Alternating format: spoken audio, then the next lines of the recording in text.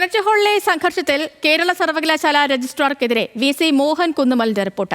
സംഭവത്തിൽ വിശദ അന്വേഷണത്തിന് വൈസ് ചാൻസലർ ഗവർണറോട് ശുപാർശ ചെയ്തു. രജിസ്ട്രാർ ഗവർണറോട് അനാദരവ് കാട്ടിയെന്നും ബാഹ്യ സമ്മർദ്ദത്തിന് വഴങ്ങിയെന്നും ചൂണ്ടിക്കാട്ടി VC ഗവർണർക്ക് വിശദീകരണം നൽകി. റിപ്പോർട്ടിന്റെ അടിസ്ഥാനത്തിൽ ചാൻസലർ കൂടിയായ ഗവർണർ രജിസ്ട്രാർക്കെതിരെ സ്വീകരിക്കുന്ന നിലപാട് നിർണായകമാക്കും. ഗവർണർ പങ്കെടുക്കുന്ന ചടങ്ങിൽ നിന്നും കാവിക്കൊടി ഏന്തിയ ഭാരതാംബയുടെ ചിത്രം നീക്കം ചെയ്യണമെന്നാവശ്യപ്പെട്ടതാണ് രജിസ്ട്രാർ KS അനിൽകുമാറിന് മേലുള്ള കുറ്റം.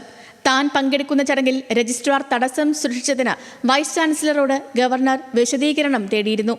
ഇതിനുള്ള മറുപടിയിലാണ് രജിസ്ട്രാർക്കെതിരെയുള്ള മോഹൻ കുന്നുമ്മലിന്റെ നീക്കം. അടിസ്ഥാനരഹിതമായ ആരോപണങ്ങളുടെ പേരിലാണ് രജിസ്ട്രാർ അന്ന് പെരുമാറിയത്. കൃത്യമായ ഉത്തരവാദിത്ത ബോധം കാണിച്ചില്ല. ആരോപിക്കപ്പെട്ട മതചിഹ്നം എന്താണെന്നോ അതേത് മതത്തെ പ്രതിനിധീകരിക്കുന്നുവെന്നോ വ്യക്തമാക്കാൻ വിശദീകരണത്തിൽ രജിസ്ട്രാർക്ക് കഴിഞ്ഞില്ല. ഹാളിന് അനുമതി റദ്ദാക്കിയ രജിസ്ട്രാറുടെ ധിക്കാരപരമായ നടപടിയിൽ അതിശയം പ്രകടിപ്പിക്കുന്നതായും രാജ്ഭവൻ നൽകിയ വിശദീകരണത്തിൽ VC അറിയിച്ചു. കാവിക്കൊടിയേന്തിയ ഭാരതാംബയുടെ ചിത്രം നിയമപ്രകാരം മതചിഹ്നമല്ലെന്ന് റിപ്പോർട്ടിൽ മോഹൻ കുന്നുമ്മൽ അവകാശപ്പെടുന്നുണ്ട്. ആഭ്യന്തര അന്വേഷണത്തിനൊപ്പം ബാഹ്യമായ അന്വേഷണവും രജിസ്ട്രാർക്കെതിരെ വേണമെന്നും VC ആവശ്യപ്പെട്ടു. റിപ്പോർട്ടിന്റെ അടിസ്ഥാനത്തിൽ രാജ്ഭവന്റെ അടുത്ത നീക്കം എന്താണ് എന്നതിലാണ് ആകാംക്ഷ. രജിസ്ട്രാറെ സ്ഥാനത്ത് നിന്നും നീക്കാൻ ശുപാർശ ചെയ്യാമെങ്കിലും അംഗീകരിക്കേണ്ടത് ഇടതംഗങ്ങൾക്ക് ഭൂരിപക്ഷമുള്ള സിൻഡിക്കേറ്റാണ്. രജിസ്ട്രാർക്കെതിരെ അന്വേഷണം പ്രഖ്യാപിക്കാം എന്നതാണ് അടുത്ത സാധ്യത.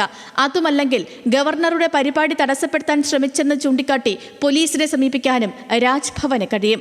രജിസ്ട്രാറെ ചൊല്ലി വീണ്ടും ഗവർണറും സർക്കാരും ഏറ്റുമുട്ടാനുള്ള സാധ്യതയും ഇതോടെ ഉരുത്തിരിഞ്ഞു. ന്യൂസ് മലയാളം, തിരുവനന്തപുരം.